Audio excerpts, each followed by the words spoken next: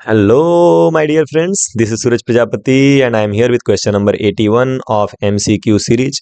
और triangle chapter का ये क्वेश्चन आपके सामने ये रहा कि if A B C and D E F are two triangles and A B upon D is equal to B C upon F D then the two triangles are similar if and your options are here.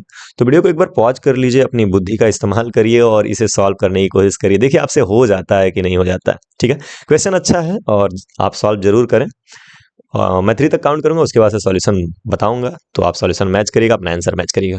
1 2 3। Okay, I hope कि आपने solve कर लिया। Now let us see the solution. क्या है, हमारे पास दो triangles हैं और उन दोनों ट्रायंगल का नाम लिखा हुआ है और दोनों ट्रायंगल सिमिलर भी हैं, है ना। सिमिलर नहीं है मतलब आपको एक कंडीशन दे के रखा हुआ है और पूछ रहा है कि आगे के कंडीशंस क्या होंगे। तो ए बी सी एक ट्रायंगल है एंड दूसरा ट्रायंगल जो है वो है डी ई एफ, है ना। A B C and D E F.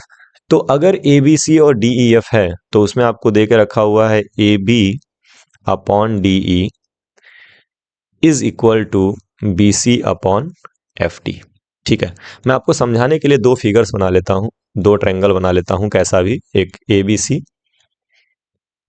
और एक डी ई एफ, छोटा सा D E F, D E F, है ना। अब हम लोग करेस्पॉन्डेंस को समझेंगे, उसके बाद से हम डिसीजन लेंगे कि कौन सा ऑप्शन हमारा सही होगा। देखिए ए बी जो है वो डी के रेशियो में लिया गया है, ए बी के साथ डी का रेशियो लिया गया, इसका मतलब ये होगा कि ए बी के करेस्पॉन्डिंग डी होगा।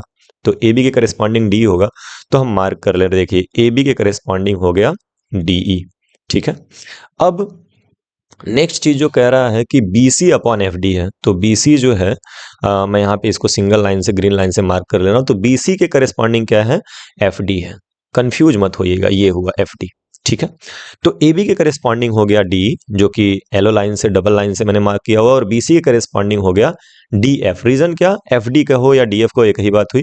रीजन क्या कि ए बी के नीचे डी ई को लिया गया है, तो ए बी जो होगा वो डी के करेस्पॉन्डिंग होगा। तो ए बी के सामने ब्लू लाइन और डी के साथ blue line.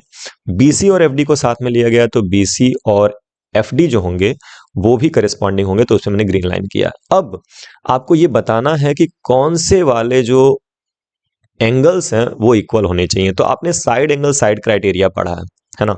Side angle side में क्या होता है कि दो ट्रायंगल के दो साइड इक्वल होने चाहिए, आई मीन उनका रेशियो इक्वल होना चाहिए, और साथ में उन दोनों साइड्स के बीच के एंगल इक्वल होने चाहिए। साइड एंगल साइड का मतलब क्या हो गया, ये एक देखो, ये साइड हो गया, फिर ये भी साइड हो गया, और इन दोनों साइड्स के बीच का जो एंगल होना चाहिए, इन दोनों साइड के बीच का एंगल वो इक्वल होना चाहिए।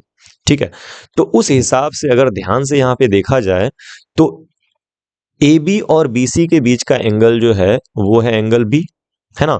ये इक्वल होना चाहिए डी और डी एफ के बीच का एंगल, यानी कि एंगल डी। ध्यान से सुन लो, ए बी और बी सी के बीच का जो एंगल है, ए बी और बी सी के बीच का एंगल वो है एंगल बी। तो एंगल बी जो होना चाहिए इक्वल, वो किसके इक्वल होना चाहिए, डी और डी एफ के बीच, यानी कि एंगल डी के इक्वल होना चाहिए। ठीक है, तो यानी कि हमारा ऑप्शन नंबर कौन सा सही होगा, angle B equal to angle D. कहां पर है angle B equal to angle D, option number B. तो ये सही होगा। ठीक है, आप तुक्के से मत इसको करिएगा और कोई दिमाग मत लगाइएगा, बस ये समझिएगा कि दो ट्रायंगल बना करके कौन सा साइड किसके करेस्पॉन्डिंग है, और उसके बाद से देखेंगे कि दोनों साइड के बीच में कौन सा एंगल आ रहा है और इस तरफ दोनों साइड के बीच में कौन सा एंगल आ रहा है। ठीक है, यहां से कोई कंक्लूजन आप निकालने की कोशिश मत करिएगा। ठीक है, और यहां से भी निकाला जा सकता है, लेकिन उसके लिए आपको स्मार्ट होना पड़ेगा। स्मार्ट कैसे होना पड़ेगा, जरा ध्यान से देखिए। जैसे मान लीजिए कि आपके पास ए बी है और डी है, तो आप देख सकते हो कि जहां जहां बी है, देखिए ए बी है, डी है, बी सी है, एफ डी है, यानी कि जो बी है ना, जहां जहां बी है वहां वहां डी है। देखिए यहाँ दोनों पे बी और डी, यहाँ पर बी और डी, तो इससे हमको ये समझ में आता है कि बी जो है वो करेस्पॉन्डिंग है डी के। लेकिन क्या इतनी इंफॉर्मेशन सही होगी, तो ऐसा नहीं है। आप एक ट्रायंगल बना करके ही इसको करिएगा, ये ज़्यादा ठीक रहेगा, एक्यूरेट रहेगा। ओके, चलिए, तो आई होप कि आइडिया आपको समझ में आया है। अगर इसमें कुछ नोट करने लायक चीज़ आपको लग रही हो तो नोट कर लीजिए। बढ़ते हैं होमवर्क क्वेश्चन की तरफ। तो मैं 3 तक काउंट करके रेज करूंगा, 1 2 3। ओके, आई होप कि आपने नोट कर लिया। Now let us see the next question for your homework. So here we go. Question number 82 आपके सामने है और बड़ा ही प्यारा सा, बड़ा ही अच्छा सा क्वेश्चन है ये कि which of the following are not similar figure. आपको बताना है कि कौन से फिगर्स ऐसे होते हैं जो सिमिलर नहीं होते, और यहाँ पे आपके ऑप्शंस हैं। ठीक है, तो बड़ा अच्छा सा क्वेश्चन है और इस पे हम प्रॉपर एक्सप्लेनेशन भी आपको देंगे, लेकिन आप जरूर ट्राई करिएगा और अपना आंसर कमेंट बॉक्स में जरूर छोड़िएगा। मिलते हैं नेक्स्ट वीडियो में इसी क्वेश्चन के सोल्यूशन के साथ, तब तक के लिए बाय बाय। पढ़ते रहिए और खूब आगे बढ़ते रहिए।